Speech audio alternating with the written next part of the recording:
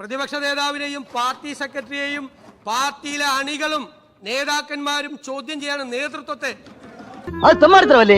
അതങ്ങനെ വിടാൻ പറ്റുമോ ബ്രദർ? അതെങ്ങനെ വിടാൻ പറ്റും? തെമ്മാടിത്തരം ഒരിക്കൽ പറഞ്ഞാൽ മതിയോ? ഇവിടെ എന്താ ചോദിക്കാൻ പറയാനോ ആളില്ല. അതൊക്കെ വല്ലാത്തൊരു പൂതിയാണ് കേട്ടോ.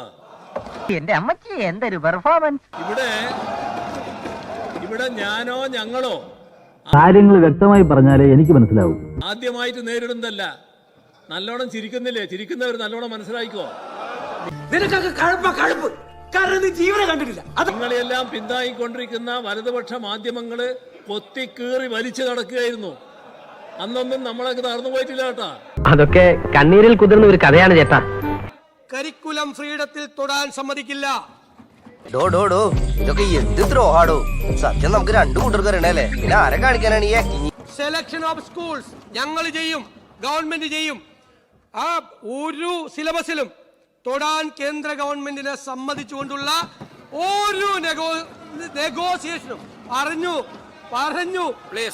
ഇമ്മാതിരി ടീമിനെ എന്റെ കൈ കിട്ടിയ ഞാൻ അടിക്കും, നല്ല ഇടിയിടിക്കും. ബഹുമാനപ്പെട്ട BJP-യുടെ കക്ഷി നേതാവ്